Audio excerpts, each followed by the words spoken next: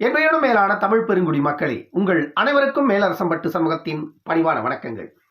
அன்பு உறவுகளே, நம்முடைய சேனலை நீங்கள் பார்ப்பது இதுவே முதல் முறையாக இருந்தால் நம்முடைய காணொளிகள் தொடர்ந்து உங்களுக்கு வர வேண்டும் என்றால் உடனே சப்ஸ்கிரைப் செய்து கொள்ளுங்கள். தொடர்ந்து நம்முடைய காணொளி பற்றின உங்களுடைய மேலான கருத்துக்களை தொடர்ந்து கருத்துரை பகுதியிலே தவறாமல் பதிவு செய்யுங்கள். அன்பு உறவுகளே, வாருங்கள் இப்பொழுது காணொளிக்குள்ளே செல்லுவோம். இந்த ஸ்டாலினோட அரசுக்கு கொஞ்சம் கூட சூடு சொரண மானம் ஈனம் எதுவுமே இல்லையான்னு கேட்கிறேன். நான் பார்லிமெண்ட்ல தமிழ்நாட்டோட 38 நாடாளுமன்ற உறுப்பினர்கள், உங்களோட நாடாளுமன்ற உறுப்பினர்கள், ஒரு உறுப்பினர் விட்டுருங்க, அது எதுக்குமே யூஸ் இல்லாத போயாச்சு. 38 யூஸ் இல்லாத போன மாதிரி அது ஒன்றும் யூஸ் இல்லாத போயிடுச்சு. அது தமிழ்நாட்டு மக்களோட சாபக்கேடு, அது விட்டுடுங்க. 38 நாடாளுமன்ற உறுப்பினர்கள், மீதமுள்ள மாநிலங்களவை உறுப்பினர்கள் எல்லோரும் சேர்ந்து நாடாளுமன்றத்துல என்னத்தை தான் கிழிக்கிறாங்க உங்க எம்பின்னு கேட்கிறேன். நான் 37,000 கோடி பேரிடர் நிவாரணம் கேட்கறீங்க மத்திய அரசு கிட்ட.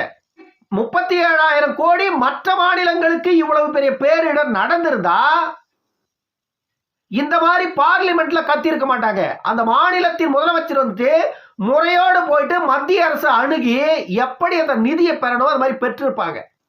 ஆனா நீங்க என்ன பண்றீங்க? அரசியல் ஆதாயம் தேடுவதற்காக தேவையில்லாத பிரச்சனைகளை மட்டுமே வளர்த்து மக்களை பலிகடாவாக்கி மக்களுக்கான உரிமைகள் அங்க சந்தி சிரிக்குது. மக்கள் வாழ்வாதாரம் இல்லாத இங்க தவிச்சுக்கிட்டு இருக்காங்க. ஆனா நீங்க அங்க போயிட்டு நாங்க உரிமையை கேட்கறோம் நாடகம் நடிக்கிறீங்க. முதல்ல தவிச்ச வாய்க்கு தண்ணி கொடுக்கணும்னு சொல்லுவாங்கல்ல, அந்த மாதிரி தூத்துக்குடிங்கிற ஒரு பெரு நகரமே தரைமட்டமாகி போயிருக்கு. தூத்துக்குடி நகரத்தையே மீண்டும் கட்டி எழுப்ப வேண்டிய ஒரு சூழல். அப்படிப்பட்ட நிலை தான் தூத்துக்குடியில வந்த பேரிடர். அப்படிப்பட்ட ஒரு சூழ்நிலைக்கு தான் தூத்துக்குடியில வந்த பேரிடர் அந்த தூத்துக்குடி மாவட்டத்தையே புரட்டி போட்டிருக்கு. தூத்துக்குடியை பொறுத்த வரைக்கும் ஆயிரக்கணக்கான கோடியை அந்த மக்கள் இழந்துட்டாங்க. அந்த மக்களுக்கு தமிழ்நாடு அரசு லட்சக்கணக்கான ரூபாய் ஒவ்வொரு குடும்பத்துக்கும் ஒவ்வொரு தொழில் முதலீட்டாளர்களுக்கும் கொடுக்க வேண்டிய சூழல் இருக்கிறது. ஆனா இந்த தமிழ்நாடு அரசு கொடுக்காது, அது வேற விஷயம். ஆனா அந்த மக்கள் தான் எப்படியோ விழுந்து எழுந்து கடன்காரன் ஆகி தன்னை நிலைநிறுத்திக் கொள்வதற்கு இரவும் பகலும் அனைத்தையும் இழந்து போராடி ஆகணும். அது வேற வழி இல்லை. ஏன்னா அது அவருடைய தனிப்பட்ட வாழ்வியலை காப்பாற்றிக் கொள்வதற்கு எந்த ஒரு தனி நபராக இருந்தாலும் அப்படித்தான் போராடி ஆக வேண்டும். அது அவருடைய தலை எழுத்து. ஏன்னா தமிழ்நாட்டில் அவன் பிறந்துட்டான், வேற வழி இல்லை. நான் கேட்கிறது தமிழ்நாட்டு முதலமைச்சர், நீங்க மாநிலத்தில் நீங்க நாடாளுமன்றத்தில் போயிட்டு காப்பாற்று காப்பாற்று எங்களுக்கு மாநில நிதியை கொடுத்து காப்பாற்றுங்கன்னு பிச்சை எடுக்கிறீங்களே. அங்க மத்திய அரசு மேல எல்லா குற்றத்தையும் நீங்க மத்திய அரசு மேல போட்டு இங்க தமிழ்நாட்டில் அரசியல் நாடகத்தை செய்றீங்களே. தமிழ்நாட்டுடைய ஆண்டு வருமானம் எவ்வளவு? 276,000 கோடி. 276,000 கோடி ஒரு ஆண்டிற்கு வருமானம் தமிழ்நாட்டுக்குன்னா நீங்க 37,000 கோடி மத்திய அரசு கிட்ட கேட்கறீங்க. அது ஒரு பக்கம் இருக்கட்டும், மத்திய அரசு கிட்ட கேளுங்க. கேட்ட உடனே உங்க அப்பா வாரி வழங்க போறதில்ல, அது நல்லா தெரிஞ்ச விஷயம். ஏன்னா அப்பனுக்கும் பிள்ளைக்கும் இங்க பெரும் சண்டை நடந்துட்டு இருக்குது. இந்த சண்டையை அரசியலுக்காக நீ ஒரு பக்கம் பயன்படுத்துவ, உங்க அப்பங்காரன் ஒரு பக்கம் பயன்படுத்துவான். இதுதான் தமிழ்நாட்டில் நடந்துட்டு இருக்குது. ஆனா தமிழ்நாட்டில் பிறந்து விட்ட ஒரே காரணத்தினால இந்த தமிழ்நாட்டின் பாமரன் எதுக்காக நீங்க போடுற சண்டையில அவன் பலிகடாவாகணும்னு கேட்கிறேன் நான். ஒரு மாநில அரசு மக்களுக்கு செய்ய வேண்டிய கடமைன்னு ஒண்ணு இருக்குல்ல, வாழ்வாதார உரிமைன்னு ஒண்ணு இருக்குல்ல, அவங்களுக்கு அதை செய்ய வேண்டிய கடமைன்னு ஒண்ணு அரசுக்கு இருக்குல்ல. நீங்க போயிட்டு அங்க உட்காந்துக்கிட்டு காப்பாற்று காப்பாற்று எங்களுக்கு நிதியை கொடுத்து எங்க மக்களை காப்பாற்றுன்னு போய் உட்காந்தா உன் மக்கள் எல்லாம் பிச்சை எடுக்கிற நிலையிலேயே இருக்கான். தமிழ்நாடு ஒன்றும் அவ்வளவு பெரிய தரமிழந்த மாநிலம் இல்ல. கோடிக்கணக்கான ரூபாய் ஆண்டு வருமானம். உங்க அப்பங்கிட்ட சண்டை போட்டு புடுங்கினாலும் மற்றதுக்கு நீங்க அதை பயன்படுத்தி ஆக வேண்டும். ஏன்னா அது மாநிலத்தின் நிதி. மாநிலத்தின் நிதியே மத்திய அரசு கொடுக்க முடியாதுன்னு ஒருபோதும் சொல்ல முடியாது. ஏன்னா அவர்களுக்கு சொல்லுவதற்கான உரிமை இல்லை, அதிகாரம் இல்லை. இன்னைக்கு இல்லைன்னா நாளைக்கு கொடுத்தே ஆகணும். ஆனா நீங்க அதை வைத்து அரசியல் செய்யறீங்க. இதை விட ஒரு கொடுமை, தமிழ்நாட்டினுடைய சேதுபதி மன்னனுடைய கச்சத்தீவை யாரு இலங்கைக்காரனுக்கு தார வார்த்தது? 1970களில் நடந்த இந்த கேவலமான அரசியலை செய்தது கருணாநிதியின் அரசு. சேதுபதி மன்னனுடைய கச்சத்தீவை கொண்டு போய் இலங்கைக்கு கொடுத்துட்டு இன்னைக்கு ராமேஸ்வரம் மீனவர்கள் எல்லாம் இலங்கைக்காரன் சுட்டு கொள்றான், அடிச்சு கொள்றான், என்ன பண்ண முடியுமோ அத்தனையும் பண்றான் இலங்கைக்காரன். நம்மளுடைய மீனவர்கள் செத்துக்கிட்டு இருக்கிறான். இதுவரைக்கும் ஆயிரக்கணக்கான மீனவர்கள் செத்து இருக்காங்க. இதுக்கெல்லாம் காரணம் யாரு? இந்த திமுக அரசு தான். ஆனா இன்னைக்கு பார்லிமெண்ட்ல போயிட்டு காப்பாற்று காப்பாற்று ஒரு பதாகையை வச்சுக்கிறான், கையில கொண்டு போயிட்டு ஒரு பதாகையை வச்சுக்கிட்டு காப்பாற்று காப்பாற்று எங்களுடைய மீனவர்களை காப்பாற்று. கச்சத்தீவை கொண்டு போய் அவனுக்கு கொடுத்ததே நீதானடா. இந்த மீனவர் பிரச்சனை காரணமே நீதானடா. இந்த மீனவன் செத்துட்டு இருக்கிறதுக்கு காரணமே நீதானடா. குழந்தைய கிள்ளி விட்டுட்டு தொட்டில ஆட்டுறது இதுதானே. மக்களுக்கு தெரியலனா, மக்களுக்கு தெரியாதுன்னா என்ன வேணா செய்வீங்களா நீங்க? இலங்கை பிரச்சனை வர்றதுக்கு காரணம் யாரு? இப்ப வந்துட்டு நீ போய் மத்திய அரசு கேட்கிற, காப்பாற்று காப்பாற்று, ராமேஸ்வர மீனவர்களை சிங்கள கடற்படை கொள்ளையர்கள் அடித்து கொள்றாங்க, எங்களுடைய மீனவர்களை மீன் பிடிக்க விடவே மாட்டேங்கிறாங்க, மீன் பிடிக்க போனா படகுல எங்களுடைய மீனவர்களை அடித்து அவர்களுடைய வலைகளை எல்லாம் அறுத்து அவங்களை வந்து துரத்தி அடிக்கிறாங்க, எங்களுடைய மீனவர்கள் கடல்ல மீன் பிடிக்கவே விட மாட்டேங்கிறான் சிங்களன், காப்பாற்று காப்பாற்று தமிழக ராமேஸ்வர மீனவர்களை காப்பாற்றுன்னு போய் பார்லிமெண்ட்ல ஒரு பதாகை வச்சுக்கிட்டு கத்துறீங்களே. இந்த பிரச்சனை வர்றதுக்கு காரணமே கோபாலபுரத்து குடும்பம். இந்த பார்லிமெண்ட்ல கத்துற அத்தனை பேரும் முதல்ல கோபாலபுரத்து வாசப்படியில போய் உட்கார்ந்துக்கிட்டு இந்த பிரச்சனை உருவானதுக்கே காரணம் கோபாலபுரத்து குடும்பம் தான். ஒழியட்டும் ஒழியட்டும், இந்த கோபாலபுரத்து குடும்பம் ஒழியட்டும்னு நீங்க மொத்த பேர் போயிட்டு கோபாலபுரத்துக்கு முன்னாடி உட்கார்ந்து முதல்ல கத்துங்க.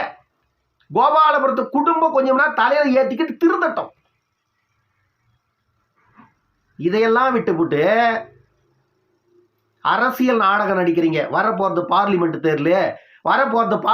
தேர்தல் மீண்டும் எங்களுக்கு மொத்த பேரும் ஓட்டு போடுங்கம்மா, அடுத்த முறை 5 ஆண்டு அடுத்த 5 ஆண்டு அடுத்த முறையே நாங்களே பார்லிமெண்ட்டுக்கு போனோம்னாக்கா உங்க பிரச்சனை எல்லாத்தையும் நாங்க மீட்டு கொண்டாந்து கொடுத்துருவோம். 2019 நாங்க கொடுத்த வாக்குறுதி எல்லாத்தையும் நாங்க காப்பாத்திட்டோம். இந்த முறை எங்களுக்கு ஓட்டு போட்டு திரும்ப எங்களையே நீங்க தேர்ந்தெடுத்தீங்கன்னா அடுத்த முறையும் நாங்க பார்லிமெண்ட்டுக்கு போனோம்னா உங்க பிரச்சனை மொத்தத்தையும் நாங்க காப்பாத்திருவோம்.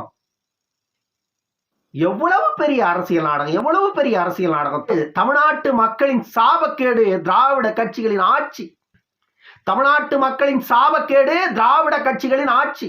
இவ்வளவு அன்புமணி போயிட்டு எனக்கு ஓட்டு போடுங்க, தமிழ்நாட்டுக்கு இவ்வளவு பிரச்சனைகள் இருக்குது, தமிழ்நாட்டுக்கு இவ்வளவு ஆபத்துகள் இருக்குதுன்னு அன்புமணி போய் எனக்கு ஓட்டு போடுங்கன்னு கேட்டா அன்புமணி சாதி அரசியல்வாதியா உங்க கண்ணு முன்னாடி தெரியுமா? நாம் தமிழர் கட்சியின் சீமான் போயிட்டு எங்களுக்கு ஓட்டு போடுங்கம்மா, தமிழ்நாட்டை வந்துட்டு திராவிடம் தான் சீரழிச்சு எங்களுக்கு ஓட்டு போடுங்க, தமிழ்நாட்டை காப்பாற்ற வேண்டிய கடமை இருக்குதுன்னு கேட்டா சீமான் வந்துட்டு பிஜேபியோட பி டீமா தெரியும். ஆனா தமிழ்நாட்டில் இருக்கிற மக்கள் எல்லாருக்குமே 1000 கொடுக்கிற ஆளுங்கட்சியும் 500 கொடுக்கிற எதிர்கட்சியும் தான் உங்களுக்கு தமிழ்நாட்டில் நல்ல கட்சியா தெரியுது. மீண்டும் மீண்டும் நீங்க என்ன பண்றீங்க? இந்த சாக்கடையில இருந்து அந்த சாக்கடை, அந்த சாக்கடையில இருந்து இந்த சாக்கடை, 2 சாக்கடையில குளிச்சு எழுந்து மேல வந்தீங்கன்னா உங்க மேல சந்தனம் மணக்க போறது இல்ல, மீண்டும் சாக்கடை தான் மணக்கும். இந்த சாக்கடையில குளிச்சாலும் சாக்கடை தான் மணக்கும், சந்தனம் மணக்க போறது இல்ல. இங்க குளிச்சாலும் சாக்கடை தான் மணக்கும், சந்தனம் மணக்க போறது இல்ல. ஏன்னா ரெண்டுமே ஊழல் சாக்கடை. அந்த ஊழல் சாக்கடையை உருவாக்கணும் நீங்க தான்.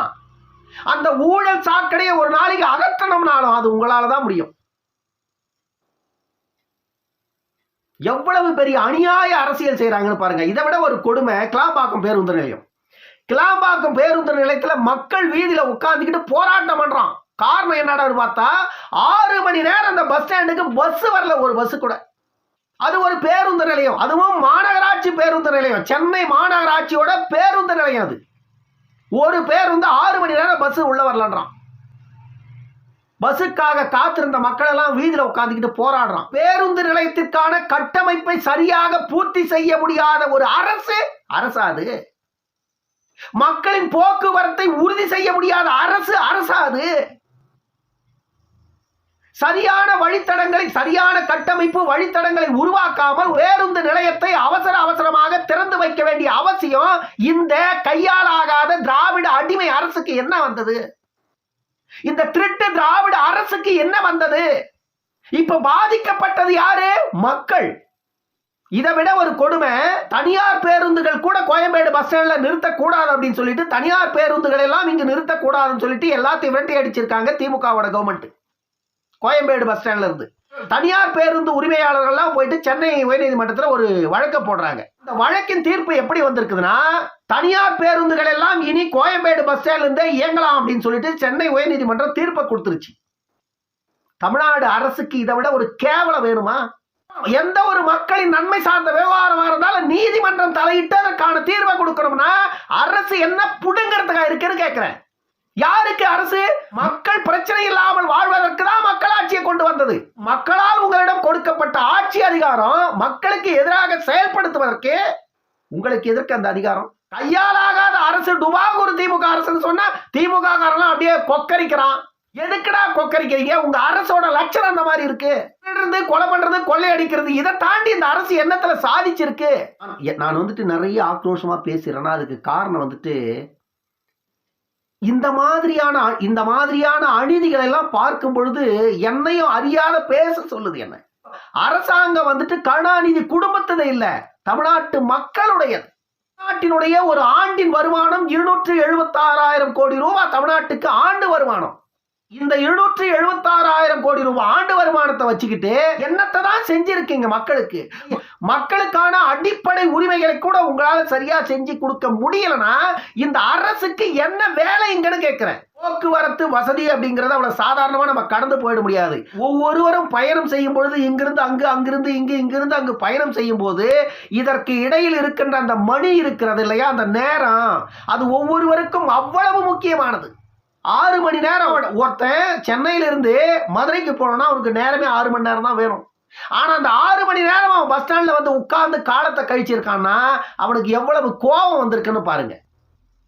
அப்ப அவன் எதில் அடிப்பான்? காலில் இருக்கிறத கழட்டி தான் அடிப்பான். அப்புறம் அவன் வன்மை பிடிச்சவன், அவன் சாதி வரியன், அவன் வன்முறையாள அப்படின்னு அவன் மேல பட்டம் சூட்டுவீங்க, அவன் மேல வழக்க போடுவீங்களா? குற்றம் அவர்கள் மேல இல்ல, குற்றம் அரசாங்கத்தின் மேல இருக்கு. தமிழ்நாட்டு மக்கள் தயவு செய்து தமிழ்நாட்டு மக்கள் புரிந்து கொள்ளுங்க, திருந்துங்க, இனியாவது திருந்துங்க. அவன் 1000 இல்லைங்க, 5000 கொடுக்கட்டும் ஓட்டுக்கு. உன்னுடைய ஓட்டோட வேலை 5000 கிடையாது. இந்த நாட்டோட உரிமை உன்னுடைய ஓட்டு. உன்னுடைய அடிப்படை உரிமை தான் உன்னுடைய வாக்கு. அவன் கொடுக்கிற காசு வாங்கிட்டு நீ ஓட்டு போட்டுட்டீன்னா இந்த நாட்டை அவனுக்கு வித்தட்டன்னு அர்த்தம். அவர்கள் உங்களிடம் நாட்டுரிமையை பறித்துக் கொள்ளுகிறார் 5 ஆண்டுகளுக்கு குத்தகைக்கு. அந்த 5 ஆண்டுகளுக்கு நீங்க அவர்களை கேள்வி கேட்கறதுக்கு உங்களுக்கு தகுதியே கிடையாது. மக்களுக்கு ஒரு ஓட்டுக்கு 500 தொடங்கி 5000 வரைக்கும் கொடுக்கறவன் கொடுத்துட்டு வீட்டில் போயிட்டு உட்காந்து படுத்து தூங்கிட்டு இருக்க மாட்டான். போட்ட முதலீடுகளை சம்பாதிக்கிறதுக்கு அவன் கொள்ளை அடிக்கணும் நைட்டும் பகலுமா. அவனை கொள்ளைக்காரனாக மாற்றுவதே மக்கள் தான். அரசியல்வாதி மற்றும் குற்றவாளிகள் இல்லை, முதல் குற்றவாளி மக்கள் ஆகிறார்கள். முதல்ல மக்கள் திருந்துங்க.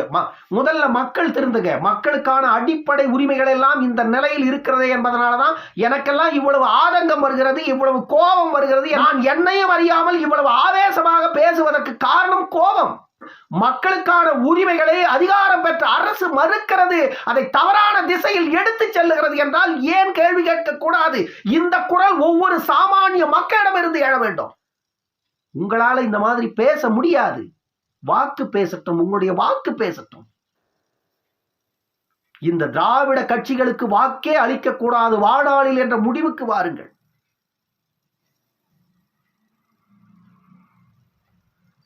மருத்துவர் அன்புமணி அவர்கள் கடுமையாக சாடி இருக்கிறார் தமிழ்நாடு அரசை. ஒரு சரியான போக்குவரத்து கட்டமைப்பை உருவாக்காமல், ஒரு சரியான பேருந்து வழித்தடங்களை கூட உருவாக்காமல் எதற்காக நீங்கள் இந்த பேருந்து நிலையத்தை திறந்து வைத்தீர்கள்? இது உள்நோக்கத்தோடு செய்யப்பட்ட செயல் என்று மருத்துவர் அன்புமணி ராமதாஸ் அவர்கள் தமிழக அரசை கடுமையாக சாடி இருக்கிறார். அவங்க கிட்ட அதிகாரம் இல்லை, அவங்களால இதைத்தான் செய்ய முடியும். வேற என்ன பண்ண முடியும்? நீங்கள் ஒட்டுமொத்த அதிகாரத்தையும் திமுக கிட்ட கொடுத்துட்டீங்க. நீங்க என்னதான் காரி திமுக கவர்மெண்ட் துப்பினாலும் எருமாட்டு மேல மழை பெஞ்சா எருமாடு எதையுமே கண்டுக்காதான். ஏன் கண்டுக்காது சொல்லுங்க? சேரும் சகதியில வாழுறதுதான் எருமாட்டோட வாழ்க்கை. எருமாட்டோட வாழ்க்கைய சேற்றிலும் சகதிகளிலும் வாழறதுதான் எருமாட்டோட வாழ்க்கை. சேற்றில கொண்டு போய் விட்டினா எருமாட்டை அங்கதான் சுகமா படுத்துட்டு இருக்கும் எருமாடு. அந்த மாதிரி தான் தமிழ்நாடு அரசும் இருக்குது. தமிழ்நாட்டு அரச மக்கள் எவ்வளவு காரி துப்புறாங்களோ அப்பதான் தமிழ்நாட்டோட திமுக கவர்மெண்ட்டுக்கு இனிக்குதான். ஏன்னா மக்கள் எல்லாம் இப்ப நம்மளை பத்தி பேச ஆரம்பிச்சிட்டாங்க, அதனால கண்டிப்பா அடுத்த முறை நம்மளுக்கு ஓட்டு போட்டுருவாங்க அப்படின்ற ஒரு தைரியம் வந்துருதான் திமுக அரசுக்கு. தொடர்ந்து எவ்வளவு கேவலமா இருக்கு பாருங்க இந்த அரசோட சிந்தனை. மக்களோட தலையெழுத்து தமிழ்நாட்டின் சாபக்கேடு திராவிடம். திருந்த வேண்டியது திராவிட கட்சிகள் அல்ல, மக்கள். இன்னொரு காணொலியில் சந்திக்கும் வரை உங்களிடமிருந்து விடைபெற்றுக் கொள்வது மேலரசம்பட்டு சண்முகம். நன்றி, வணக்கம் அன்பு உறவுகளே.